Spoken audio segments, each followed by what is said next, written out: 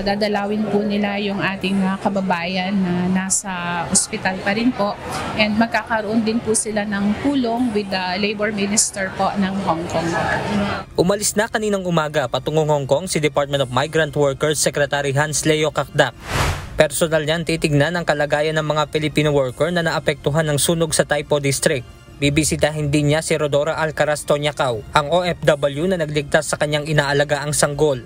Si Alcaraz ay nasa kritikal, ngunit stable na ang kondisyon ngayon. Nagpasalamat si Secretary Kakdak sa Hong Kong government sa tulong na ipinagkaloob nito sa mga Pilipinong biktima ng sakuna.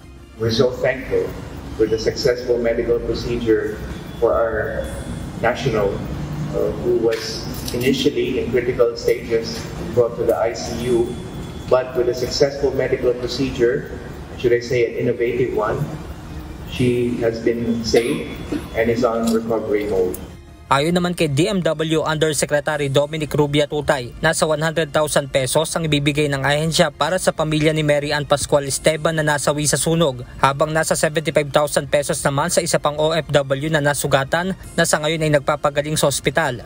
But more than that, there would also be like a livelihood assistance and other reintegration assistance po na pwede po nating ibigay kung sakali na bumalik po sa ating bansa yung ating kababayan na apektado.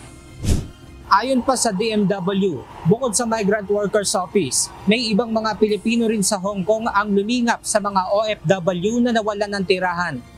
Both the residents naman po at saka yung ating mga Filipino workers po doon, they are sheltered naman po in different places. Sa MWO po mismo, meron naman din po tayong sariling Migrant Workers Resource Center po doon.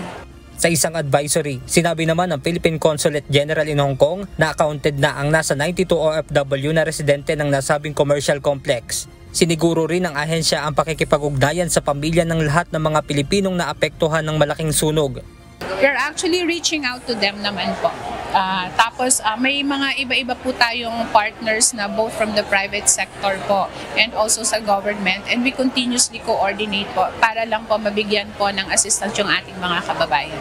Tinulungan din ng DMW na makaalis sa Pilipinas kahapon ang kapatid ng OFW na nagpapagaling sa ospital para sa compassionate visit. Pag-uusapan din ng DMW at pamilya ng nasawing biktima ang pag-uuwi sa labi nito sa Pilipinas. Benedict Samson, UNTV News and Rescue. Diyos ang aming sandigan, serbisyo publiko ang aming pinahalagahan.